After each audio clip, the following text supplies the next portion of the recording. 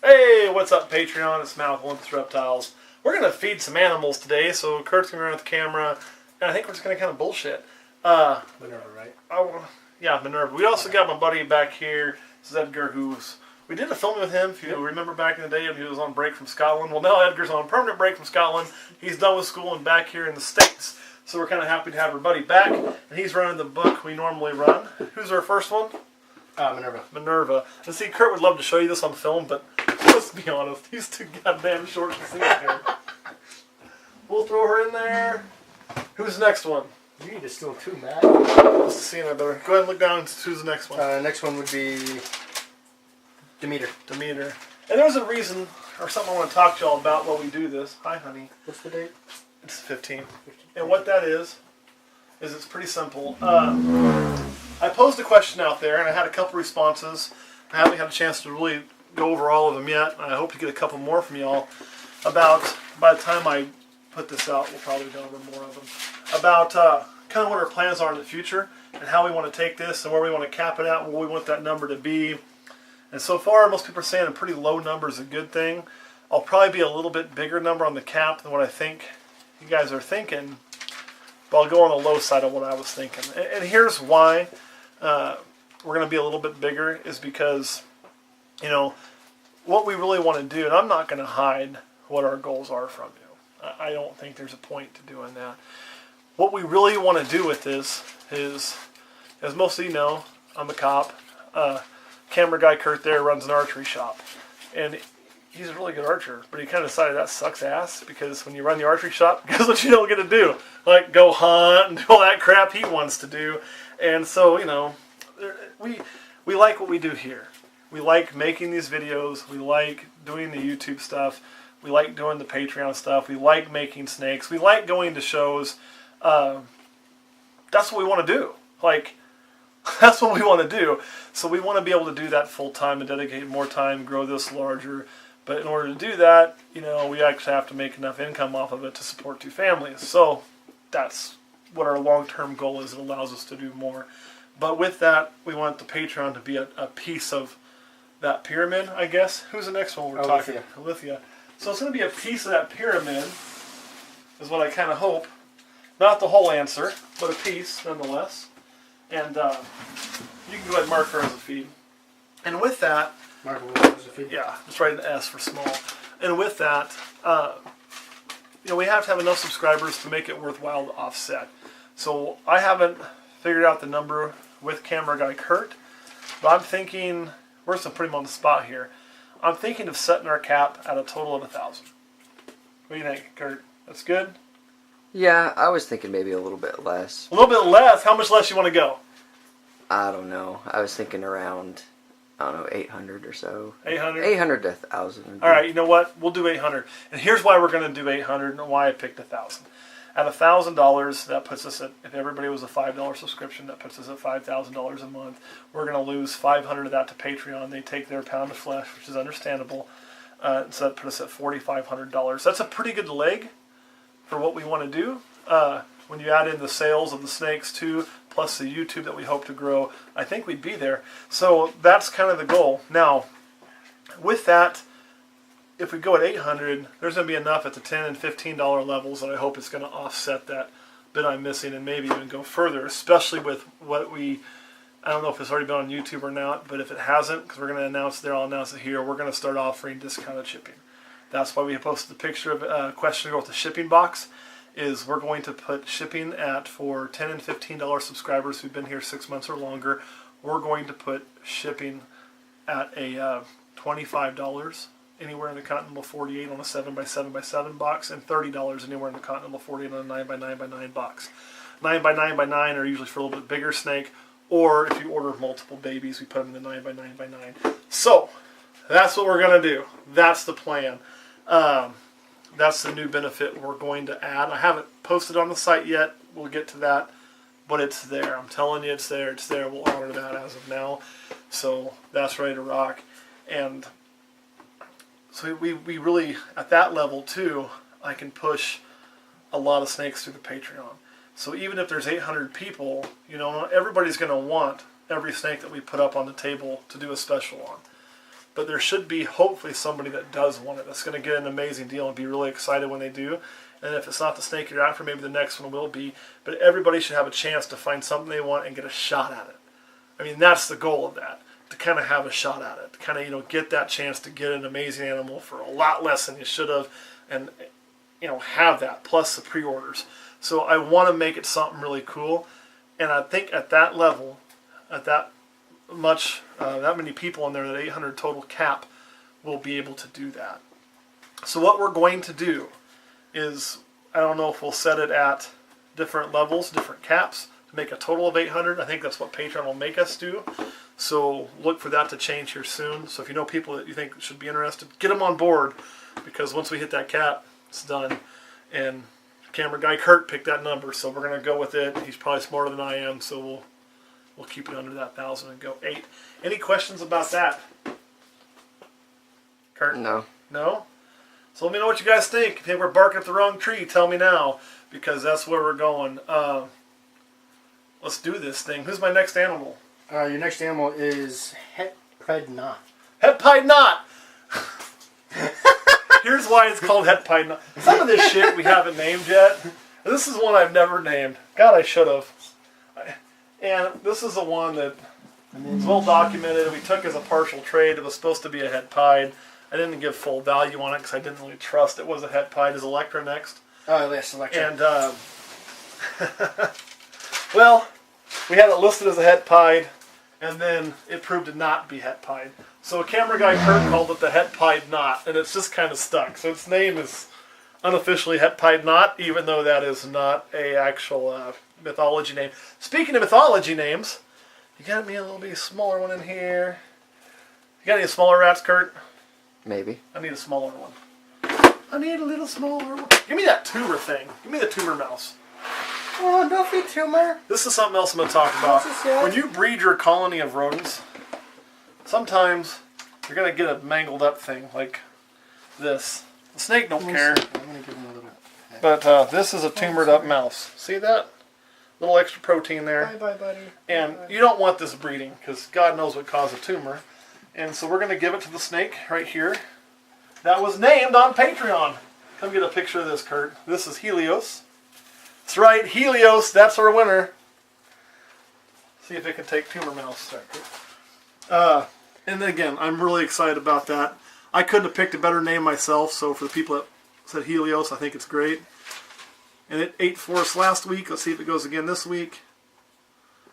It's probably going, why do you smell funny? You smell like tumor mouse.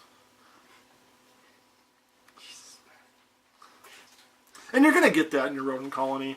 I mean, they're just like people. You're going to get some that, have problems and develop issues. But unlike people where, obviously if this was a family member or myself or Kurt, we'd go to the doctor, get that tumor checked, see if it was cancerous or benign, and deal with it. We're not going to do that in our rodent colony.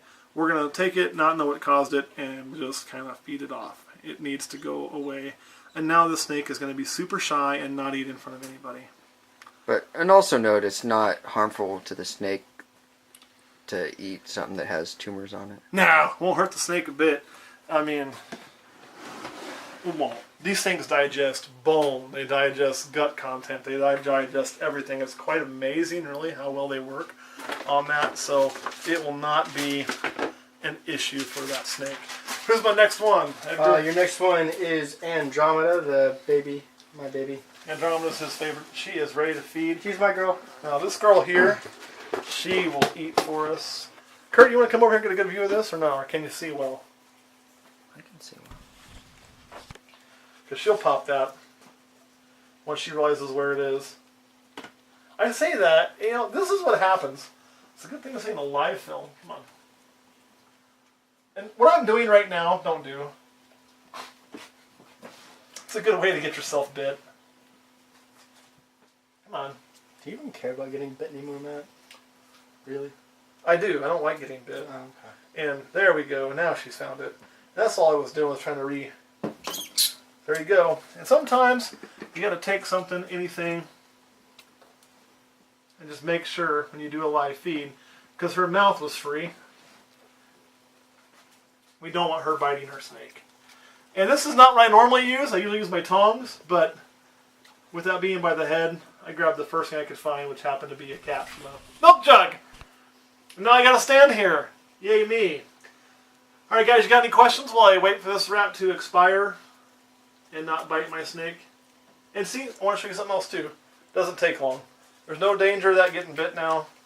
And, you know, if you do studies on constriction, and people always do this, they'll go, not saying you people, I like you people, but you guys know how it is. You have snakes and you feed live if you do, and people are like, oh my god, it's a terrible way for the rat to die. It's going to sit there and not breathe, yada, yada, yada. And it's terrible to get crushed, and you're a horrible human being. And I get that. I get that on the rat videos. I've probably been a little bit of mean to a few of those folks, but here's the thing. If you start reading some studies, because I read the studies, I was curious, they have found constriction does not typically kill, not typically, it does sometimes, by not being able to breathe. The old way we thought where our lungs are all expanded, I promise you, I'm not trying to push my tits out for you guys, but hey. And then as you let air out, snake gets tighter, you let air out, snake gets tighter, and you can't expand, and eventually you slowly die. They thought, well shit, if that's really happening, why aren't those rodents and things in the wild chewing the snake up to try to get away? They got sharp fucking teeth, right? So some scientists, and I don't remember what college it was, did an experiment. And they actually took rabbits and large constrictors, and they hooked up this fake circulatory system to them. So they were pumping blood to them like through a machine and like tubes right in there to like have it have circulation to see what was really happening. And, you know, preheated it and fed it to a big constrictor. Now, bite happens, it throws coils. And what they actually found was the constriction is hard enough that as that blood tries to pump, it can't pump. And it back pressures into the veins. So what happens is the heart does that number, is trying to push blood, but as it squeezes, blood flows back in, throws the rhythm of the heart off, and typically they suffer a major, massive, and fast heart attack, and the actual death occurs pretty quick. You're still going to see some nerves kicking. You're going to have that. I mean, that's just biology. Things don't just shut down automatically unless you disconnect the brain stem, or the brain. That's in mammals, too. You can kill a human being, okay, and this body still does things. Trust me. I know, not because I've killed people, I haven't killed people, but I work in a field where I've seen people expire, unfortunately. And the body does not just go off. A lot of times they'll defecate, there'll be some twitching, there'll be some moving. Sometimes even like they breathe once. That's a whole different part of biology in the decomp process. But the point I'm making is it's not like television unless you completely interrupt the brain stem. So they die rather quickly. So whenever you get people complaining at you like that, you can try to explain it to them, but they're not going to fucking listen. So just smile, nod your head, and say, piss up a rope and do what you do anyway. All right, before we hop off here and go back to feeding some animals, Kurt, you got any questions? No. Okay, I know I was all over the fucking map. You got a question? I have a comment. A comment. What's your comment? Damn, nature, you scary. Okay, let me tell you something. Edgar here. We love Edgar. And Edgar, he thinks he's funny. And he's thinking about trying some stand-up comedy at one of the local bars. So what I'd like you to do is when you see this, let me know how you think Edgar will fare, okay? Be honest. Honesty is always good. I have better jokes, I swear. And we'll see what you all think. Should Edgar try stand-up comedy? Yes or no? You know what? If he does, maybe he'd let us film it. And we could post it here. Eh? Hey, yeah, sure, I'll let you. So, if you guys want him to do it, let us know. And if Kurt can film him, we'll film him. Maybe he's the next Jerry Seinfeld, and maybe he's not. we'll see what happens. Freaking train Either wreck, way, man. it's pretty fucking interesting. Alright guys, thanks for watching again. We really appreciate your subscriptions on Patreon. We'll try to keep the extra content coming. And as always, if there's something you want to see, let me know. You guys are like paying to be here. We want to please you. YouTube, I do for me. I show what I want to show. And if anybody, you take requests, I laugh, I like it, I do it. But if you guys want to see something, we'll definitely work harder to try to show it to you if we can. With the exception of like stunt crap. Like I'm not going to get bit on camera. I'm not going to do that kind of shit on purpose. I do it enough on accident, so. Will you get bit by the caiman on camera? I will not get bit by the caiman on camera. I hope to never get bit by the caiman. But the fact of the matter is, guys, if you choose to keep animals like that, you just have to understand that the day may come. Okay? It may come. That thing gets around on me. Like, and if it does, I know if my caiman bites me, I know I may get lucky and get a little nip and move on with my day, or I may need about 14 stitches. It's the way it is. And when I purchased that Cayman, I decided to keep that Cayman. I thought about, if this thing makes me take 14 stitches, am I okay with that? And the answer was yes. And if you're not okay with that, then don't take that risk. It's the same thing with this bastard back here. I mean, she's gorgeous, right? But I work with those, I play with those enough that the day may come someday. And don't get me wrong, I hope the day never comes. I take every precaution to keep it from coming. I don't want to get bit. I know what it does. I know when I do get bit, I am actually risking the possibility of death, albeit a lot lower than is advertised. But it's there. I also am risking the possibility of permanent damage to parts of my body. I kind of like my body. I mean, most people don't, but I do. And I don't want it to, like, fall apart. But I also know that if you play with that enough, all it takes is me getting my feet tangled up, tripping, making a mistake, losing my attention for a second. Any of those things can cause me problems. That's probably why you don't see me handling film as much. Because I really can't focus on this and focus on that at the same time as easy. When I do venomous videos, I tend to like talk, work, instead of like doing both at the same time, because they command the utmost respect that I have. So, which means all my attention, not divided. But when you choose to keep those animals, you have to realize the risks that are there and be willing to accept those risks. If you're not, don't keep them. So, all right, on that note, I'm going to get out of here. We'll see you next week. And again, thanks to every one of you. We appreciate it.